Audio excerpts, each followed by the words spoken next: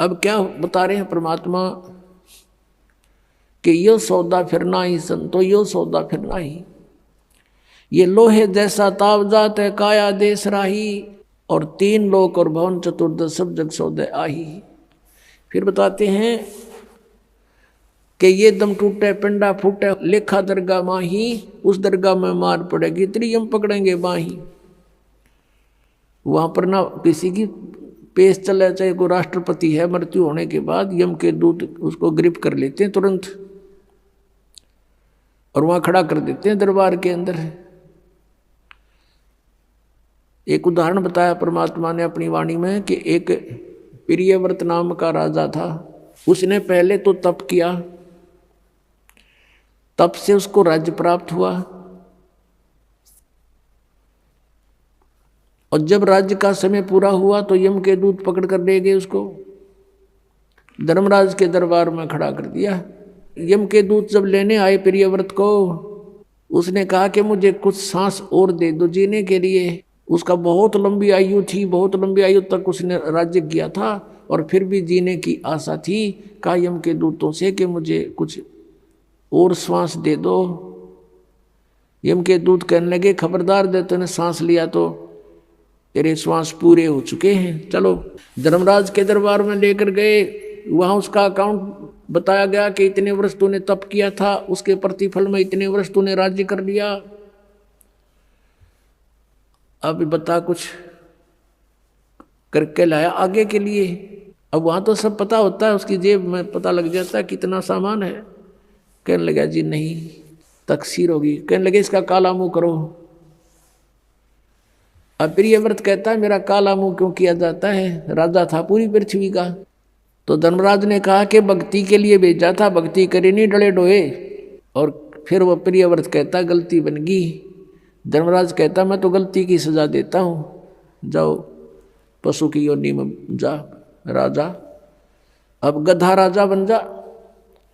परमात्मा कहते हैं कबीर हरि के नाम बिना ये राजा रसब हो, रस बन गधा, और माटी लदे कुमार के और घास न डाले कोई। अपनात्मा वो परमात्मा कितने दयालु हमें कितनी कितनी वाणी बोल करके बता रहे हैं, और साथ में ये भी बता रहे हैं कि तू मुझे पहचान ले, तेरा सब झंझट खत्म कर दूंगा, ये रास्ता खत्म कर दूंगा जन्म और मृत्यु का। तो पुणात्माओं कहते हैं उस दरगाह में मार पड़ेगी यम पकड़ेंगे बाही, जा दिन की मुझे डर नहीं लागे लज्जा रे एक नाही। फिर क्या बताते हैं कि नर नारायण देह पातू फिर 84 जाही। परमात्मा जैसा शरीर मनुष्य का आपको मिला है, परमात्मा का ऐसा ही मनुष्य सदृश शरीर है, इसलिए परमेश्वर को भी पुरुष कहते हैं, और उस पुरुष ने मनुष्य को अपना शरीर दिया है तो मनुष्य को भी पुरुष बोलते हैं। तो क्या बताते हैं कि परमात्मा का जो मटेरियल है शरीर का वो हमारे जैसा नहीं है। ऐसनाविरम शुक्रम अकायम, ऐसनाविरम, उसका शरीर माता पिता के योग से बने शुक्र का नहीं है, उसकी शरीर में नाड़ी आदि का व्यवस्था नहीं है, वो स्वयंभू है, परिभू है, वो कबीर मनीषी है, सप्रियागात है, सबसे प्रथम देहधारी वही परमात्मा है। अब क्या बताते हैं कि नर नारायण देह पाकर तू फिर 84 जाही, कुल परिवार तेरा सकल कबीला मसलत एक ठराई, बांध पिंजड़ी आगे धर लिया मरगट को ले जाही। मृत्यु होते ही कुल के लोग इकट्ठे हो जाएंगे और उसी समय कहेंगे उठाओ इसको, उठाओ जल्दी करो, और उसी समय उठा के कहते बांध पिंजड़ी आगे धर लिया मरघट को ले जाई, और अग्नि लगा दिया जद लंबा फूक दिया उस ठाई। अब शरीर तो फूक दिया, अब आगे फिर इन नकली गुरुओं ने एक और नया प्रोसेस शुरू करा दिया। कहते हैं पुराण उठा फिर पंडित आए गुरुजी आगे, और पीछे गरुड़ पढ़ाई। तेरा गजब भैया। परमात्मा कहते हैं जो मरने वाला मर गया, और अब उसके उपलक्ष्य में गरुड़ का पाठ करा रहे हो तुम। अब गरुड़ पुराण में बहुत ही ऐसी बातें हैं जो जीव ने पहले पढ़ लेनी चाहिए। उसमें लिखा है कि एक ने ऐसा जुल्म किया था, उसका बेटा मर गया। उसने ऐसा अपराध किया था, उसकी आंखें फूट गई। एक ने ऐसा अपराध करते थे, उसके हाथ कटते हैं। यम के दूत आते हैं, जो भक्ति नहीं करते, सच्ची भक्ति नहीं करते, उनको पकड़ कर ले जाते हैं, जो दान धर्म नहीं करते। और आगे क्या देखते हैं कि ऐसी गर्म जमीन के ऊपर से ले जाते हैं नंगे पैरों उसको। आगे जो शुभकर्मी प्राणी हैं वो भंडारा छक रहे होते हैं, खीर खांड हलवे उनके लड्डू जलेबी खा रहे होते हैं। और वो कर्महीन प्राणी, भक्तिहीन प्राणी, दानहीन प्राणी वहाँ से जाता है और देखता है, उनको कहता है यम के दूतों से, भगवान के दूतों से कि भाई मुझे भोजन करा दो, मुझे भूख लगी है। वो कहते हैं नहीं, तेरे शुभ कर्म नहीं हैं, चल तुझे भगवान के दरबार में पेश करके तुझे फिर कुटाई करेंगे तेरी। तो कहते हैं परमात्मा का कहने का उद्देश्य ये है कि वेद पुराण उठा, फिर पंडित आगे पाछे गरुड़ पढ़ाई, कि उसको गरुड़ पुराण का पाठ पहले कराना चाहिए था, पहले सुनाना चाहिए था। वो बुराइयां बचता, डरता और शुभ कर्म कर जाता और उसकी दुर्गति ना होती। वो तो गधा बन गया और पाछे उसका गरुड़ पुराण का पाठ करा रहे। अब क्या फायदा मरने के बाद मुंह में घी डालने का। अब क्या बताते हैं कि पुराण उठा, फिर पंडित आए, पीछे गरुड़ पढ़ाई, और फिर बताते हैं नर से तीतु पशुआ कीजिए, गद्दा बैल बुनाई, ये 56 भोग कहाँ मन भोरे की तो कुरडी चरने जाई।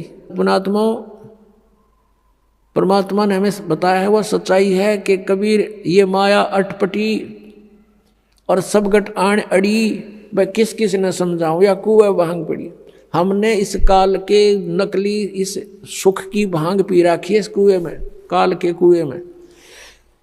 और सबके एक जैसी ही बुद्धि होगी, जैसे शराब पिए हुए व्यक्ति या भांग पिए हुए व्यक्ति आपने चाहे 100 मिल जावे रास्ते में, उनकी एक जैसी भाषा होती है, एक जैसी चाल होती है। लटक दे किधर पैर टेकें, किधर इधर जावे, बोले तो और में बोलेंगे। तो किसी ने बात करके देख लो, जिन्होंने नशा कर रखा वो एक जैसी भाषा जानते हैं। तो हम सभी को इस काल ने भांग प्या रखी है झूठे सुख की, और सभी हम इसी में इतने मस्त हो रहे हैं। और यहाँ परमात्मा याद दिलाते हैं, जिसकी भांग उतर जाएगी। एक व्यक्ति शराब पिए पड़ा था और ऐसी गंदे स्थान पर गिरा हुआ था, फिर उसको उठा कर लाए घर वाले, और सुबह फिर नहा धोकर वो गया ना, उसका छोटा लड़का बताता है साथ में, पापा शाम आप यहाँ पड़े थे? वो कहता मैं यहाँ था, क्या पड़ा थे तुम बता। शराबी ने बेटा ने कहा पापा रात को आप यहाँ पड़े थे, और फिर वो कह रहे तेरा के जो ये तो बहुत बुढ़ी जगह है। अब जब पड़ा था बड़ा टिट्टी पा गया था, जब उसको इस बात का पता नहीं था, तो इसी गंदे स्थान पर पड़ा है।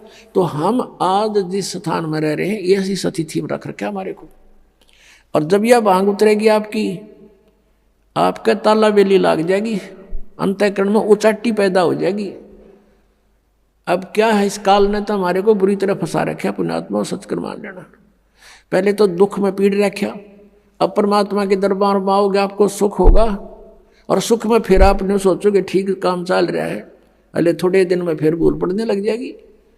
तो इसके लिए परमात्मा कहते हैं सुख के माथे पत्थर पड़ो, नाम हृदय से जावे, बलिहारी उस दुख के जो पल पल नाम रटावे। अब कबीर साहब कहते हैं आपने ये धारणा बनानी चाहिए कि आग लगाई से सुख का जिससे भगवान की भूल पड़े। ये भगवान ऐसा सुख भी ना देना जिससे आपकी भूल पड़े, ऐसा दुख भी दिए रखना परमात्मा। धन्य है वो दुख जिससे आप याद आओ, आपके ऊपर कष्ट आए, आपने सब जगह ट्राई की, नहीं बात बनी, आप यहाँ भी ट्राई करने आए हैं कुछ तो, और यहाँ तो यह बात पक्की बनेगी जब मन में आपने सच्चे दिल तो भक्ति की और नाम ले लिया था। मर्यादा रखनी पड़ेगी, तो फिर आपको ये सुख तो होंगे ही होंगे, लेकिन इन्हीं सुखों तक सीमित मत रहना। यहाँ आने वाले को एक आगाह किया जाता है कि बरवाला आश्रम आने से पहले आप केवल दुख निवारण कराने के लिए उद्देश्य लेकर मत आना। यहाँ उद्देश्य लेकर आओ कि हमने जन्म मृत्यु के कैर से बचना है। उसके साथ ये तो आपको फ्री ऑफ कॉस्ट रूंगे में दिए जाते हैं। रूंगे में ये जो संसारिक सुख हैं, आपके कष्ट निवारण है, तो रूंगे में दिए जाते हैं। ये हमारा बिजनेस नहीं है, यहाँ हमारा उद्देश्य नहीं है। अब जैसे पहले समय में गांव में कोई ये सब्जी बेचने आया करते और कोई फल फ्रूट भी बेचने आते थे, तो वो कैसे सौदा करा करती थी हमारी दादी। उस समय ऐसे सौदे हुआ करते थे जैसे गेहूं का बेला भर लेगी और उसकी तराजू में डाल दिया और वो उसको कणक के कोई 2 बार कोई 1.5 बार ऐसा, उसके बदले में 2 बार जैसे सब्जी तोल दी गेहूं के बदले में। वो तो ले लिया जो लेना था माई ने, वो तो सौदा करना था वो तो कर लिया। उस गेहूं के 1 बेले यानी 1 किलो के बदले में 2 किलो 2 बार तोल ली वह सब्जी, जो उसका रेट था वो ले लिया। फिर नो क्या करती, भाई रूंगा और दे, रूंगा मीन फ्री ऑफ कॉस्ट। वो फिर 1-2 और आलू घेर देती, नो कह ना भाई और दे, वो 1-2 और घेर देता, उसको रूंगा बोला करते, रूंगा। तो यहाँ कहने का भाव ये है कि जो असली सौदा है वो तो आपका जन्म और मृत्यु का दुख बटेगा यहाँ पर, और तो ये संसारी छोटे मोटे कष्ट आपके ऊपर हैं, कोई घाटे बाधे के दुख हैं, ये तो रूंगे में दिए जाएंगे यहाँ पर आपको, रूंगे में फ्री में। ये सौदा नहीं हमारा, ये तो आप डिमांड करते हो इसलिए ठा के दे दिए 2 आलू खा लो। तो ये जो आपके ऊपर जो कष्ट आए हैं, कोई प्रेत बाधा है या कोई किसी ने शराब कर रखा है, कोई घायल गलवा रखी है या कोई पाप कर्म प्रारब्ध का दंड है, ये तो रूंगे में काटेंगे कबीर भगवान। आपका असली रोग तो जो है जन्म और मृत्यु का है। अब क्या बताते हैं, नरसेती तू पशुआ की जय गद्दा बैल बनाई, ये 56 भोग कहाँ मन बोरे कि तक कुरेड़ी चरणे जाई। पुणात्माओं, हमने इस काल के इस झूठे सुख की भांग घनी पी रखी है और हमारा आज यकीन ना होता कि हम गधे भी बनेंगे और हम कुत्ते गधे सुअर बनेंगे और वो आहार करेंगे जो आज वर्तमान में कुत्ते गधे कर रहे हैं। उसके लिए याद दिलाते हैं, सुखदेव ने 84 भुगती बना पजावे खरवो, तेरी क्या बुनियाद पुरानी तू पेंडा पंथ पकड़े वो। कहते सुखदेव जैसे ऋषि ने 84 लाख प्राणियों के शरीरों में कष्ट भोगना पड़ा। सुखदेव ने 84 भुगती बना पजावे खरवो, और तेरी क्या बुनियाद पुरानी तू पेंडा पंथ पकड़े वो। के सुखदेव ने 84 भुगती, गधा बन गया पजावे पे। पजावा होता है यहाँ पर, पजावा होता है जैसे कुम्हार लगाते थे पहले, उसमें ईंटें पकाते थे और ईंटों के पकाने के बाद जो राख बचती थी उसके ऊपर ही और लगा देते थे, उसको कहीं डालन की जगह नहीं होती थी उनके पास, उसके ऊपर ही फिर दूसरी वर्ष लगा लेते थे, फिर तीसरे वर्ष ऐसे, तो बहुत ऊंचा ढेर हो जाता था। और गधे पे नीचे से कच्ची ईंटें डालते हैं उसके कमर के थैले पे, और नीचे से कच्ची ईंटें ले जाते हैं, कच्ची उतारते पक्की फटाफट ठोक देते हैं उसके ऊपर, और फिर देकर डंडा नीचे को धक्का दे देते हैं। 1 सेकंड की भी उसके पास समय नहीं है, नीचे से भी लद्दा आ जाता है, ऊपर से भी लद्दा आता है, और कमर टूट जाती है गधे की। और शाम को आहार करने के लिए कहाँ जाता है, कुर्डियों पर यानी बाहर मैदान में, वहाँ खाता है, फिर चारा भी बाहर चर के आता है और सेवा को मार की करता है।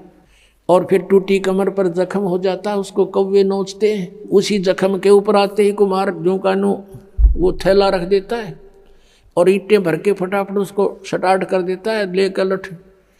और फिर देखो पुणात्मा, अपना शरीर यहाँ कहीं से छुल जा खाल थोड़ी सी किसी कारण से भी, और उसके ऊपर कपड़ा भी लग जाना, कपड़ा वैसे भी आंखों में पानी आता है, इतनी पीड़ा होती है। और आज वो अफलातून जब राजा बना हुआ था, भक्ति करी नहीं, सत साधना की नहीं, आज गधा बना हुआ है, कमर टूटी है, ऊपर थैला, और थैले के अंदर से कोरस सैंड यानी वो खोरा ईंटों का जो रेत वो जख्म पर गिरता आकर के, और ऊपर से ईंटों की रगड़ लगती है उसके, ऐसे चलते चलते, और उसकी आंखों में से पानी आता है, वो कुछ नहीं कर सकता, विवश है। अपनात्माओं, पहले तो हम भी ऐसे ही थे, अब परमात्मा की दया से आत्मा निर्मल हुई, ये बातें याद आती हैं तो भी शरीर कांप जाता है।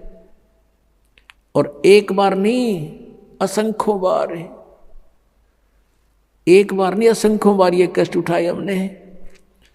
अपनात्माओं, आपको कितना राहत होने जा रही है कितना लाभ होने जा रहा है आप नहीं समझ सकते इसको।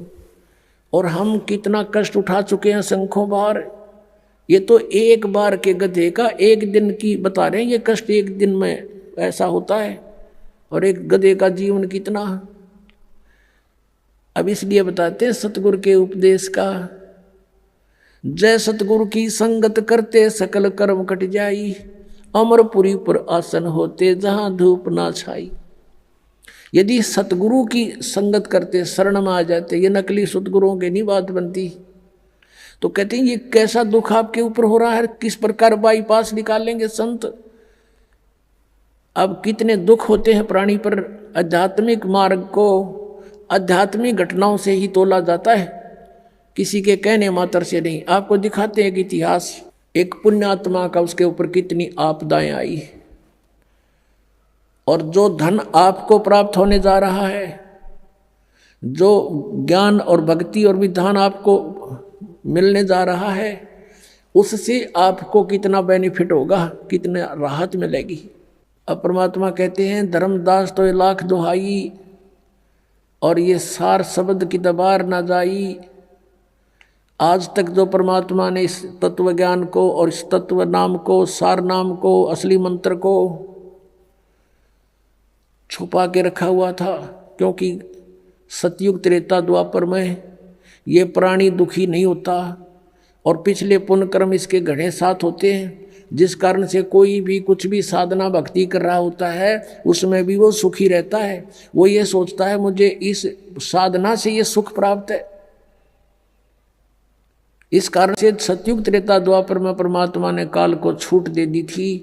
इसने प्रार्थना की करके मांगा था और कह दिया था ठीक है भाई, 3 युगों में हम नहीं ले जाएंगे प्राणी, और चौथे युग कलयुग में हम ले जाएंगे। तो कलयुग से पहले का कोई इतिहास दिखा दो, कोई मुसलमान न्यारा बना हो, या ईसाई अलग बना हो, या कोई जैनी अलग बना हो। हम वेदों अनुसार साधना करते रहे, एक ही हमारा इतिहास था। वर्ण केवल कर्म आधार से थे। अब कलयुग में देख ले हमारे अंदर कितनी इसने फूट डाल दी। कोई हिंदू बनाया, कोई मुसलमान बनाया, कोई ईसाई बनाया, कोई सिख बनाया, कोई कुछ बना दिए, हमें अलग अलग पाट दिया।